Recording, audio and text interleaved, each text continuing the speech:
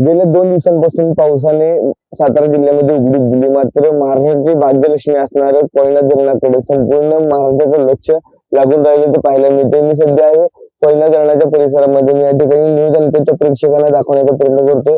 105 TMC हे जे धरण आहे ते सध्या 49.76% या ठिकाणी या पाणलोट क्षेत्रामध्ये वाढ झालेली पाहायला मिळते। सध्याचा पाणीसाठा जो आहे तो 52.37 इतका पाणीसाठा या कोयना धरणाच्या पाणलोट क्षेत्रामध्ये आपल्याला पाहायला मिळते।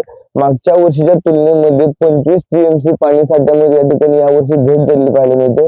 74 TMC पेक्षा जास्त पाणीसाठा जुलैच्या दुसऱ्या आठवड्यामध्ये मागच्या वर्षी होता आणि सध्याच्या परिस्थितीला सांगायचं झालं तर या वर्षी जुलैच्या दुसऱ्या आठवड्यामध्ये 52.37 TMC पाणीसाठा असल्यामुळे 25 TMC पाणीसाठ्यामध्ये यावर्षी घट झालेली आहे। त्याच्यामुळे संपूर्ण शेतकरी जो आहे तो सध्या चिंतेत असल्याचे पाहायला मिळते। गेल्या 2 दिवसांपासून त्या ठिकाणी पावसाने उघडीप जरी दिली असली तरी या ठिकाणी शेतकरी चिंता व्यक्त करताना पाहायला मिळते। 25 TMC इतका घट मागच्या वर्षीच्या तुलनेत झाल्यामुळे भविष्यात पाणी टंचाईचा गंभीर प्रश्न उद्भवू शकतो अशी चिंता या ठिकाणी सर्वसामान्य नागरिकांसह शेतकरी व्यक्त करताना एकूणच पाहायला मिळते।